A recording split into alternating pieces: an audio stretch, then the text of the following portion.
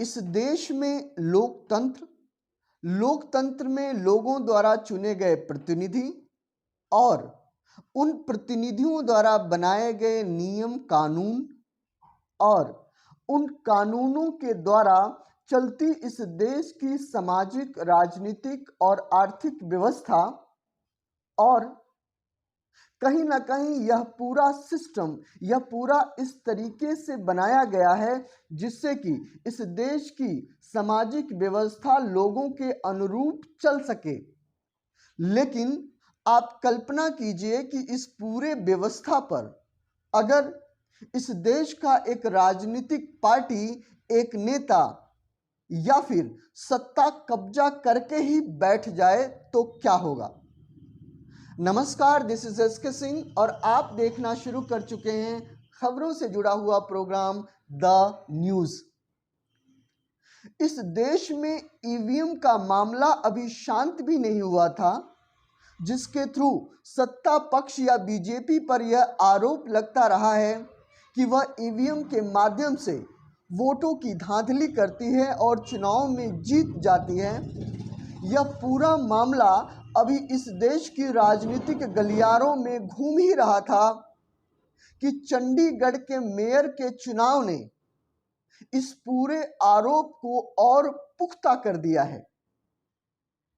और सवाल यही नहीं है, इस पूरे आरोप के माध्यम से इंडिया गठबंधन या विपक्षी नेताओं ने जिस तरीके से नरेंद्र मोदी, अमित शाह और बीजेपी पर यह आरोप लगाया है कि अगर एक छोटे से केंद्र शासित राज्य के मेयर के चुनाव को लेकर अगर बीजेपी इस तरीके से धांधली करती हुई पकड़ी जाती है, तो चीफ मिनिस्टर और प्राइम मिनिस्टर के इलेक्शन को लेकर या उस पद पर कब्जा करने के लिए बीजेपी किस हद तक जा सकती है।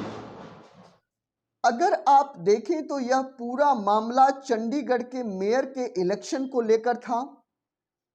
चंडीगढ़ जो कि हरियाणा और पंजाब की राजधानी है, केंद्र शासित प्रदेश है, जिससे एक सांसद जो इस समय के बीजेपी के मौजूदा सांसद किरण खेर हैं और मेयर या पार्षदों के माध्यम से इस केंद्र शासित प्रदेश की पूरी व्यवस्था चलती है। इस चुनाव में यहाँ पे मेयर का जो चुनाव हुआ, वहां पे इंडिया गठबंधन के अंतर्गत कांग्रेस और आम आदमी पार्टी ने मिलकर लड़ा, जिसमें आम आदमी पार्टी के 13 पार्षद चुने गए और कांग्रेस के 7। तो टोटल इंडिया गठबंधन के जो पार्षदों की संख्या वो है 20। भाजपा इसमें 14 पार्षद चुनकर आए। सांसद जो किरण खेर मौजूदा समय में है, अगर उनके एक वोट को काउंट करें तो एक वोट उनका है, और अकाली दल का एक कैंडिडेट भी जीतकर आया है, लेकिन मौजूदा समय में वह एनडीए के साथ नहीं है। लेकिन फिर भी अगर उसको एक वोट को शामिल कर दिया जाए तो टोटल बीजेपी के जो वोट बनते हैं 16, यानी इंडिया गठबंधन के 20 और बीजेपी के 16।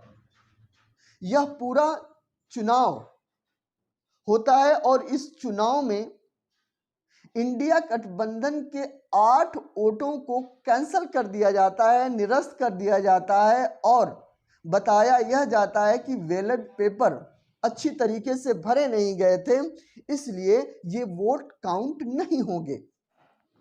लेकिन इस पूरे चुनाव की प्रक्रिया में इंडिया गठबंधन के पार्षदों ने यह आरोप लगाया है कि उस समय प्रिजाइडिंग ऑफिसर ने खुद बैलेट पेपर के साथ छेड़छाड़ किया है और जानबूझकर इंडिया गठबंधन के 8 पार्षदों को निरस्त कर दिया गया है, यानी उनके वोटों को निरस्त कर दिया गया है। इससे पहले कि इस पूरी गुत्थी को हम सुलझाएं, सबसे पहले ये वायरल वीडियो देखिए जिसने इस देश की राजनीतिक मिजाज में गर्माहट पैदा कर दी है कि कैसे भाजपा के इस पदाधिकारी ने, जो प्रिसाइडिंग अफसर था आज के चुनाव का, उसने अपने पेन से बैलेट पेपर पर इंक लगाकर उस सारे बैलेट पेपर को इनवैलिड किया और फिर चुनावों की गिनती में, वोटिंग में, वोट काउंटिंग में उस एक एक बैलेट पेपर को इलीगल घोषित किया। पहली बार चंडीगढ़ मेयर चुनाव में कुल 36 वोटों में से 8 वोट इनवैलिड घोषित कर दिए गए। इतिहास में आज तक नहीं हुआ।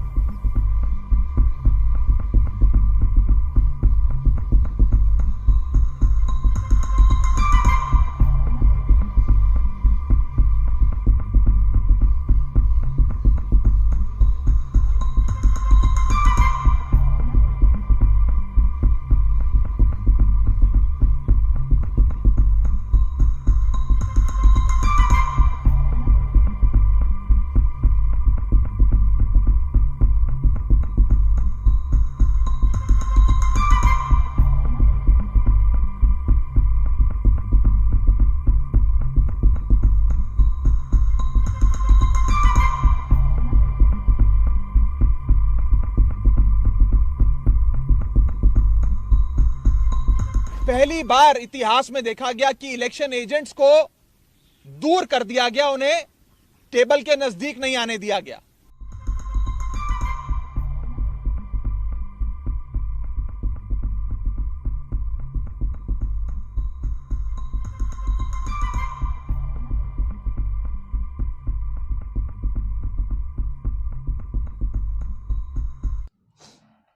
तो आपने इस वीडियो को देखा, इससे यह साफ पता लगता है कि बीजेपी किस तरीके से इस चुनाव को लेकर जल्दीबाजी में थी कि किसी तरीके से उसका मेयर बन जाए, किस तरीके से अपने मेयर का वो अनाउंसमेंट करती है, किस तरीके से उसको सीट पर बैठाती है, किस तरीके से बैलेट पेपर के बीच को लेकर पार्षदों में छीना झपटी होती है, और किस तरीके से प्रिजाइडिंग ऑफिसर अनिल मसीह बैलेट पेपर से छेड़छाड़ करते हुए दिख रहे हैं।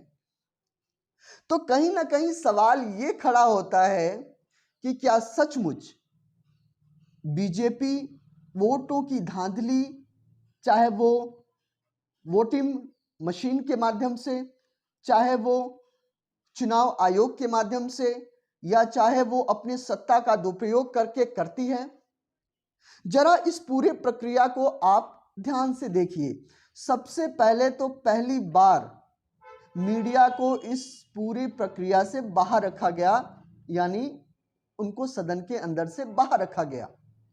उसके बाद प्रिजाइडिंग ऑफिसर अनिल मसीह को जो है कि नियुक्त किया गया है, जो कि बीजेपी के ही वो कार्यकर्ता रहे हैं और पूर्व में माइनॉरिटी बीजेपी सेल के वो अध्यक्ष रहे हैं।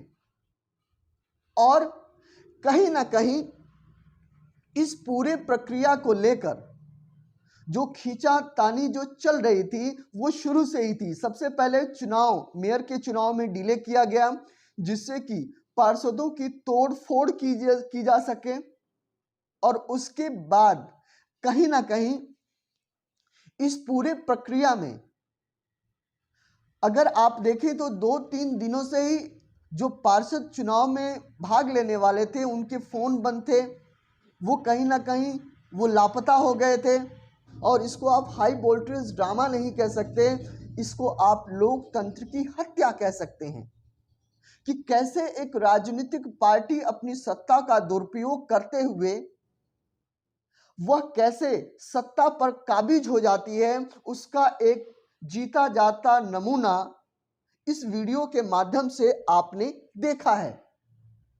और इस पूरे प्रक्रिया के बाद राजनीतिक गलियारों में जिस तरीके की सरगर्मी बढ़ी है, उस सरगर्मी का अंदाजा आप उन प्रतिक्रियाओं से लगा सकते हैं जो कि राजनीतिक दलों ने, क्योंकि इस पूरे चुनाव में ना केवल लोकल लीडरशिप यानी चंडीगढ़ की लोकल लीडरशिप शामिल थी, बल्कि शीर्ष नेतृत्व की आंखें भी इस पूरे चुनावी प्रक्रिया में लगी हुई थी। और अगर आप ट्वीट को देखें, सबसे पहले आप जो है कि देखिए ट्वीट किसका आया। सबसे पहले अरविंद केजरीवाल के ट्वीट को देखिए कि किस तरीके से उन्होंने लिखा है कि चंडीगढ़ मेयर चुनाव में दिन दहाड़े बेईमानी करके भाजपा को जिता दिया गया। देश के लोकतंत्र के लिए यह गुंडागर्दी बेहद खतरनाक है। और उसी को रीट्वीट करते हुए अखिलेश यादव ने यह लिखा है कि चंडीगढ़ मेयर चुनाव में बहुमत न होते हुए भी जिस प्रकार से भाजपा ने अपनी शक्ति का दुरुपयोग करते हुए अधिकारियों को दबाव में लेकर चुनाव जीतने की धांधली की है, उसका संज्ञान तत्काल सिर्फ चुनाव आयोग न ले बल्कि संविधान के प्रहरी के रूप में माननीय सुप्रीम कोर्ट भी ले। और इसी को ट्वीट करते हुए राहुल गांधी ने क्या लिखा है कि जो बीजेपी मेयर चुनाव में पूरी दुनिया के सामने लोकतंत्र की हत्या कर सकती है, वो दिल्ली की सत्ता में बने रहने के लिए क्या करेगी, यह कल्पना से परे है। वर्षों पहले आज ही के दिन गोडसे ने गांधी की हत्या की थी और आज ही गोडसेवादियों ने उनके आदर्शों और संवैधानिक मूल्यों की बलि चढ़ा दी।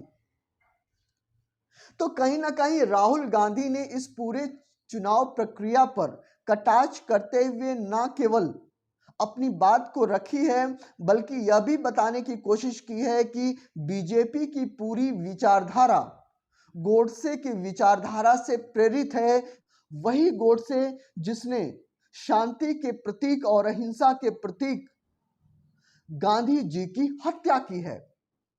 और सवाल सबसे बड़ा खड़ा होता है इस ट्वीट से, जो कि जेपी नड्डा जो इस समय के वर्तमान बीजेपी के राष्ट्रीय अध्यक्ष हैं, उनके ट्वीट को जरा आप ध्यान से देखिए।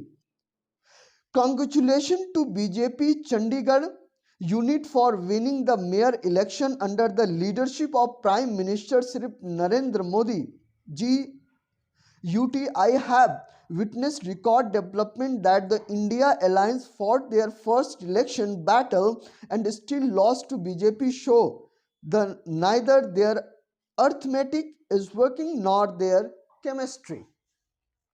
यानी उनके कहने का मतलब ये है कि बीजेपी टीम को कांग्रेचुलेशन, बधाई हो, जिसने नरेंद्र मोदी जी के अंडर ये सारा ऑपरेशन लोटस चलाया है और इंडिया गठबंधन का पहला चुनाव जो वो मिलके लड़ी है वह भी हार गई।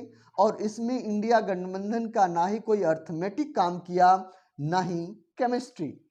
अब सवाल ये है कि जब सत्ता इस तरीके से लोकतांत्रिक व्यवस्थाओं पर कब्जा करने पे आतुर हो जाए तो वहां किसी भी पार्टी की अर्थमेटिक और केमिस्ट्री काम कैसे करेगी। और सवाल नरेंद्र मोदी जी का भी है कि जिस तरीके से राम मंदिर के प्राण प्रतिष्ठा में वो काल चक्र बदलने की घोषणा कर रहे थे और राम राज्य लाने की घोषणा कर रहे थे, तो क्या यह राम राज्य का शुरुआती दौर है? क्या यही राम राज्य है? सवाल आप सबके सामने है, सवाल इस देश के सामने है, सवाल लोकतंत्र के सामने है। तो आप इस पूरे प्रक्रिया में आपके अपने विचार क्या हैं? क्या आप विपक्षी इंडिया गठबंधन के बातों से सहमत हैं कि बीजेपी वोटों की धांधली करती है और चुनाव इस तरीके से जीतती है, या फिर इंडिया गठबंधन के वो सारे आरोप बेबुनियाद हैं, निराधार हैं? आपकी अपनी क्या राय है? आप इस कमेंट बॉक्स में लिखकर बताइएगा। और अगर अभी तक आपने इस चैनल को सब्सक्राइब नहीं किया है तो कर लीजिएगा, ऑल ऑप्शन को भी आप प्रेस कर लीजिएगा। नमस्कार, जय हिंद।